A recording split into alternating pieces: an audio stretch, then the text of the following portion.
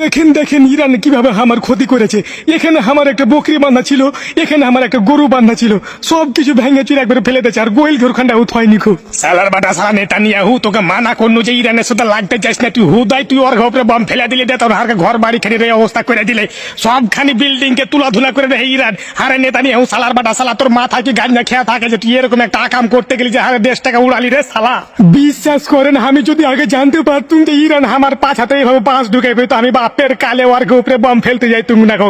আমি কে জানি যে এরকম একটা কাণ্ড ওরা ঘটিয়ে দিবে। সালা আমি সেদিনকে গাঞ্জা খেয়েছিল, মদ খেয়েছিল, তার মাথাতে কাজ করছিল না। সালা কোন দিকটা কি করতে যার দেশে বম ফেলে দিলু।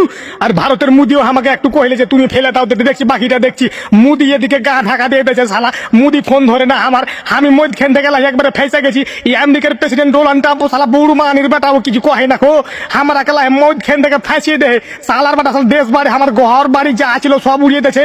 আমার গোহিল ঘরে 4টা গরু ছিল, 5টা বকরি ছিল, 3টা মুরগি ছিল, সব উড়িয়ে গেছে। কিচ্ছু নাই, আমি লাস্টে জীবন নিয়ে বাঁচালে কেটকুটকে টাপিয়ে বেড়াচ্ছি। তো আজকে একটু বাড়াইছি তো দেখছি আমার দেশের অবস্থা তো একবারে কাহিল করে ছেড়ে দিয়েছি।